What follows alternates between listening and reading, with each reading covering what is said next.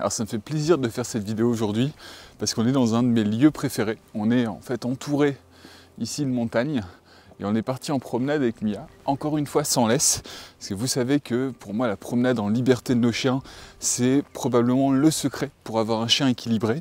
Mais ça ne peut pas se faire sans sécurité.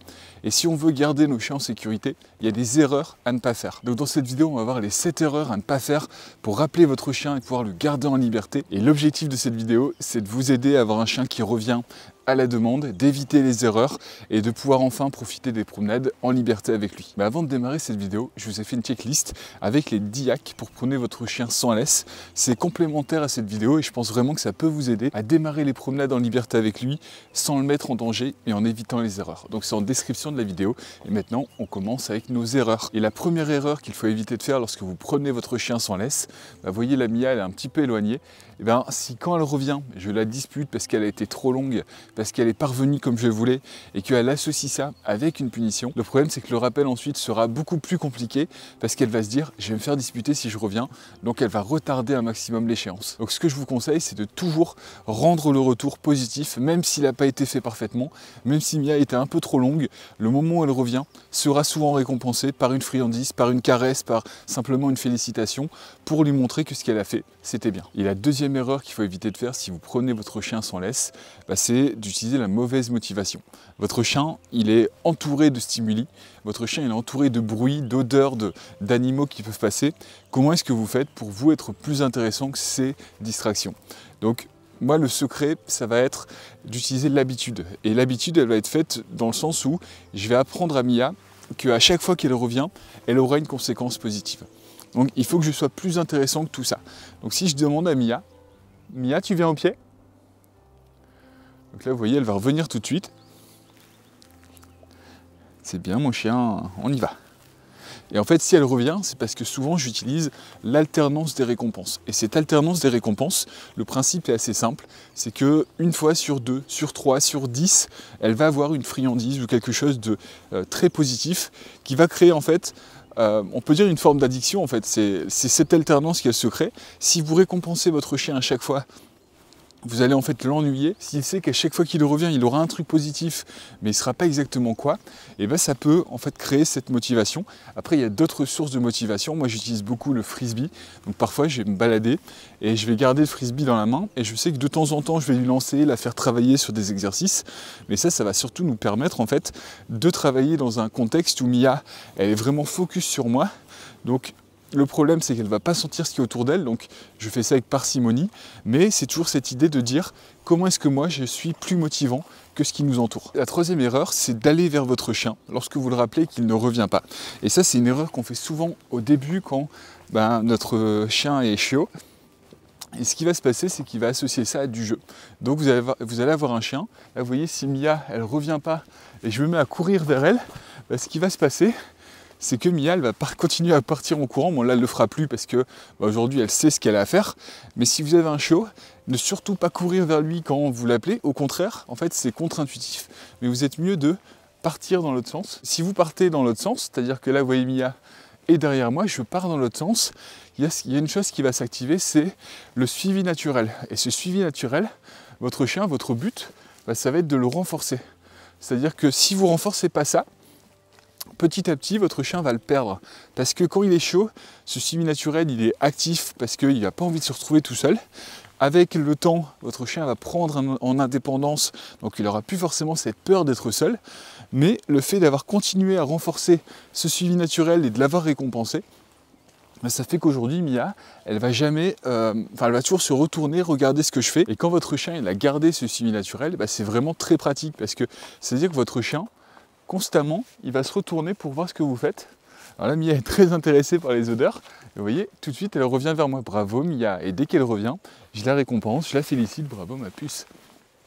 Et ça, c'est l'un des secrets pour que votre chien revienne naturellement sans avoir à faire la commande au pied où tu viens. L'autre erreur, je pense que ça va être de ne pas le détacher trop tôt. C'est-à-dire que votre chien, très vite, on a envie de le promener en liberté.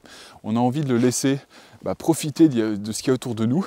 Mais ce qui peut se passer, c'est que vous le faites trop tôt, votre chien il n'est pas prêt parce qu'il n'a pas encore un bon rappel, il n'est pas encore désensibilisé aux stimuli qui sont autour de lui, et Et ce qui peut se passer, c'est que il se met à courir quelque part, vous le perdiez dans la forêt, il arrive un accident, dans le pire des cas, et là, les conséquences sont catastrophiques. Il peut y avoir des risques de mort, il peut y avoir des risques de traumatisme, et ensuite, on s'en mord les doigts.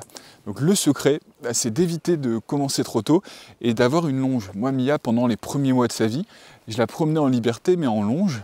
Donc ça me permettait en fait de la garder en sécurité, de commencer à lui apprendre les codes de la promenade en liberté, ce que j'attendais d'elle, lui faire comprendre que quand je lui demande de revenir, elle doit revenir, que lui faire comprendre ce que c'est un rappel, un au pied, un au milieu. Et tout ça, ça m'a permis, de s'entraîner dans des conditions avec un filet de sécurité. Donc ne démarrez pas trop tôt, je pense que c'est vraiment risqué.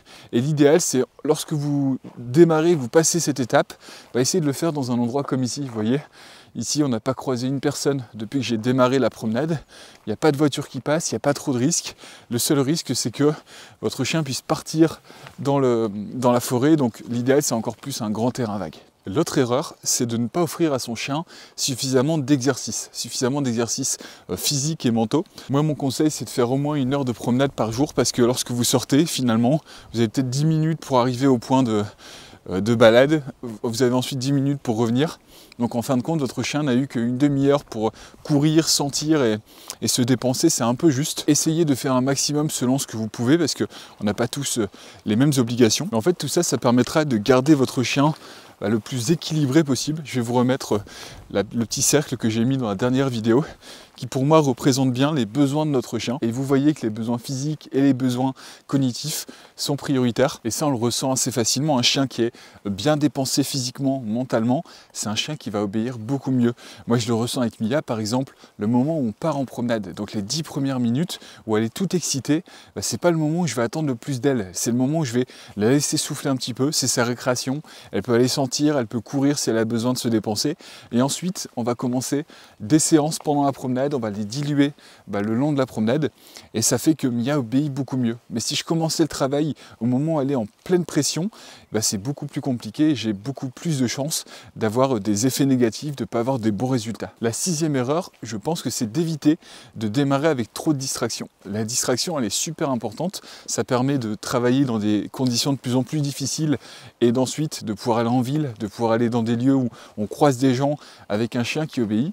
Mais si on commence trop tôt, en mettant ce niveau de distraction trop élevé, ce qui va se passer, c'est qu'on va s'assurer d'avoir un échec, d'avoir potentiellement un accident, et ensuite on va revenir en arrière, ne plus oser sortir notre chien, et ça peut être un vrai cercle vicieux où on ne sait plus par quel bout commencer pour pouvoir repartir sur des bons rails. Donc l'idéal, c'est de démarrer dans un lieu aseptisé pour façonner la nouvelle commande, donc façonner votre rappel. Ensuite, vous allez travailler dans le jardin, ensuite dans un lieu un peu éloigné de tout, pour pouvoir être tranquille, mais qui est quand même des bruits autour.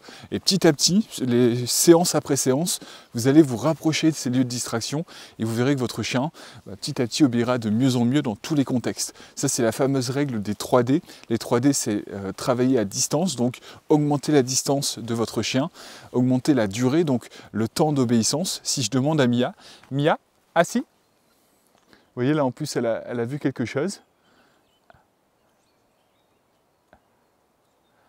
C'est bien, tu restes. Donc c'est très bien, parce que je pense qu'elle est bloquée par le panneau qui est là-bas. Là, vous voyez, là j'augmente la distance. Je peux augmenter la durée en prenant mon temps lorsque je reviens. Et la partie distraction, ça c'est lié à l'extérieur, c'est lié au lieu où je vais promener mon chien, au lieu où je vais l'entraîner. Et je peux adapter ça, et c'est ça qui est génial. Donc démarrer vraiment dans des lieux simples, commencer par le niveau 0 et ensuite augmenter les paliers. C'est bien, mais on y va. Et la 7e erreur à éviter, c'est de ne pas envoyer des signaux contradictoires à votre chien. Si je demandais à Mia de revenir vers moi, mais avec un ton qui n'est pas du tout cohérent par rapport à ce que je lui demande, ça pourrait la choquer. Vous voyez, quand je lui demande de venir au pied, c'est « Mia, tu viens au pied ?» Mon ton, il est plutôt calme. Mon ton, il est bienveillant. Assis. Oui, on y va. Et si je me mettais à crier, à hurler, à faire peur à mon chien, tout ce que je gagnerais en fait, c'est qu'elle hésite à venir, qu'on perde du temps dans l'apprentissage. Ça me tenait à cœur d'en parler parce que le rappel, c'est vraiment l'outil le plus important quand on veut promener son chien sans laisse. Et ça permet de partager tellement de bons moments, parce que cette liberté qu'on a tous les deux, déjà ça permet à Mia de profiter beaucoup plus que moi. C'est-à-dire qu'elle peut sentir, elle peut vivre sa vie de chien. Et moi, je peux me promener, faire autre chose, simplement regarder ce qu'il y a autour de moi, sans être constamment en stress, parce que je ne sais pas si elle va revenir vers moi. Et le gros avantage de connaître ça, on n'en parle pas assez souvent, c'est que vous allez pouvoir vous baser sur cette nouvelle compétence de votre chien, donc cette capacité à revenir au pied, cette capacité à se promener en liberté sans se mettre en danger, pour ensuite lui apprendre, pour ensuite rajouter des couches d'apprentissage. C'est-à-dire que le fait que Mia elle soit en liberté comme ça, entourée par des stimuli partout, par des odeurs, par des bruits, ce que je peux faire maintenant, c'est diluer des exercices. Mia, assis. C'est bien. Couché. Oui, et vous voyez, je peux continuer comme ça, où je vais me dire, aujourd'hui, je veux travailler son autocontrôle. Aujourd'hui, je veux travailler son rappel. Je veux travailler sa capacité de concentration. Je veux travailler son focus sur moi. C'est bien, Mia, on y va. Oui. Et l'avantage de ça, c'est que si je n'avais pas cette capacité à laisser Mia en liberté, je ne pourrais pas travailler de manière aussi profonde sur plein de choses différentes, parce que je l'aurais toujours soit en laisse à côté de moi, soit en longe, ou alors je serais toujours à devoir la surveiller, et je perdrais en fait un outil d'éducation qui est vraiment ultra important. Mais ça peut se faire que si votre chien il se met pas en danger. Je vous remercie beaucoup d'avoir regardé cette vidéo. Je vais vous laisser sur ce magnifique paysage avec le printemps qui commence à pointer le bout de son nez dans le Var pour la suite de Sentier Canin. Là, on va très bientôt reprendre des beaucoup plus grosses randonnées avec la fin de la chasse. Vous savez que j'adore partir le matin avec Mia très tôt, donc on va essayer de faire du contenu sur ce sujet. Merci à tous pour votre soutien et puis dans 2 jours pour la prochaine vidéo. Au revoir.